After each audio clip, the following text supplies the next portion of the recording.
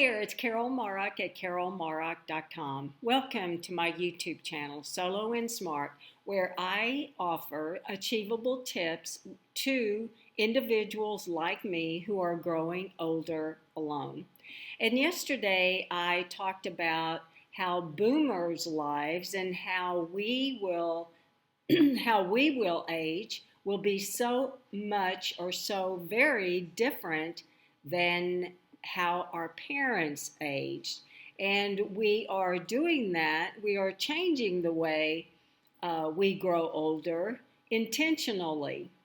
And so you can go back to yesterday's video here on the channel, or you can click on the link below to read my post on how we are aging differently.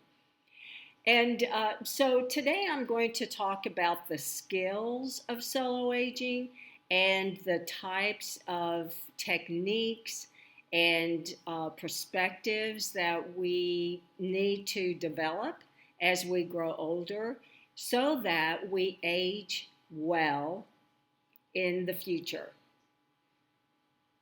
And so if you are an adult who, because of choice or circumstance, is without the support of adult children or close family members, you will want to pay especially close attention to some of the techniques to start applying in your own life.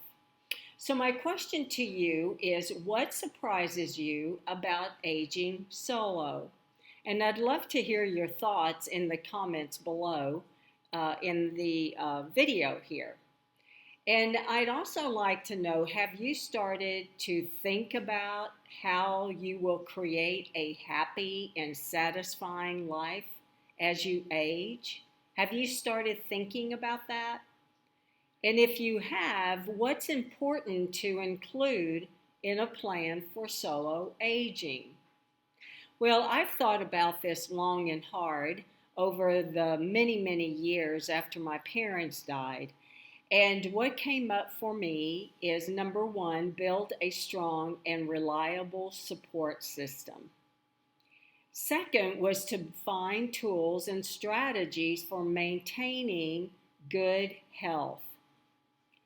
Third was to decide where to live as I grew older. So those might be a great starting point for you as you build out your techniques and your skills while you're looking ahead to the advanced years. So let me ask you this: who can serve as your local emergency contact and point person? Have you answered that question? You may want to grab a pen and pad and write these questions down and start considering these. Another thing to consider is who can help you organize your medical records, medications, and your advance directives. Who will advocate for you should you have a medical crisis? And how will you make your personal directives, how will you make sure that your wishes and your personal directives are honored? And how do you identify who should be part of your support system? So these are some of the toughest questions that we all have to face, especially for people like us who have no adult children, or perhaps no adult children nearby, or few family members who are willing to help or who can help us as we grow older.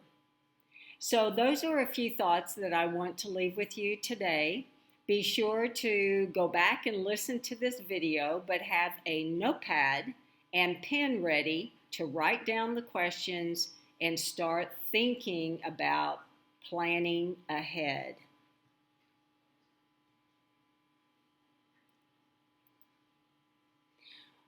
And also, these are some of the discussions that we're having in my Solo Aging Master Group coaching.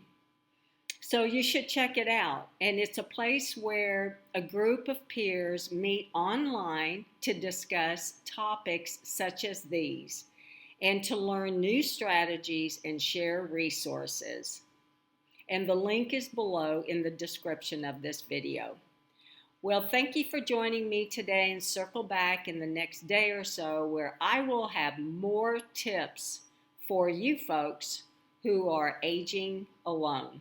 Thank you again. Be sure you give this video a thumbs up, subscribe to the YouTube channel, share this video with a friend, and return in the next day or so, and I will see you then.